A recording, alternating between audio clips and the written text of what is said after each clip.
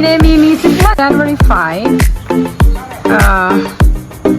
This is the 4th week of our constructions actually, so we were able to put the grill, what they call this, some fence on the porch, and they did plastering already outside. Okay.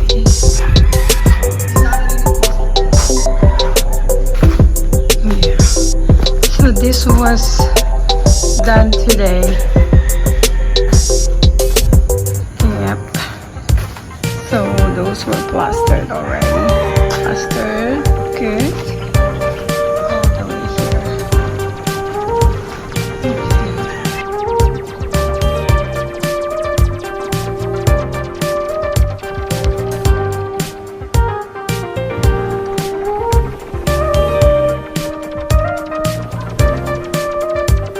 Today is January 7th and I'm going to show you what we have done so far in the house. See, it's less than a month. This is how productive we have become. They're pouring some of the florins right now. Jeff is busy doing the here. Masyado yung videos na, Jeff. Yun, eh. Mayo Brian, pero masamping yan, eh, Jeff. Very good. Very good, very good. We have already covered the floor. See, this is the terrace.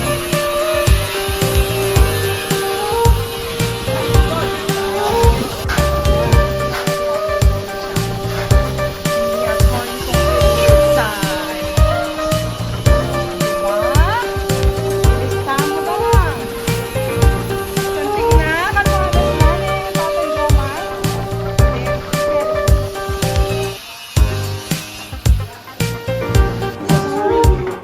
Marvin! Okay ako, whatever works. Basta mag-work yun ba? Siya ito.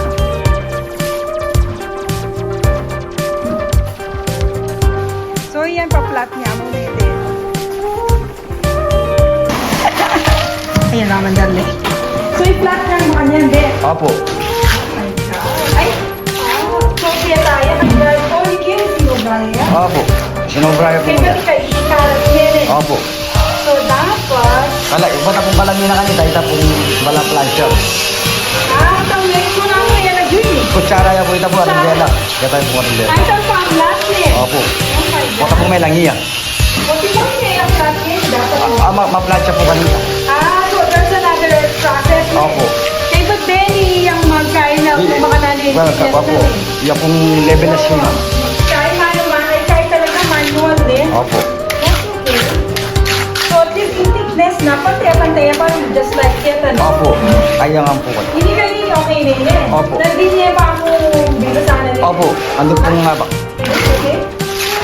O hindi na masyadong masakit. Okay? Opo. Makain. Review. Kutsara yung pala lagyan ni Nedong. Thank you, Aling. Nice.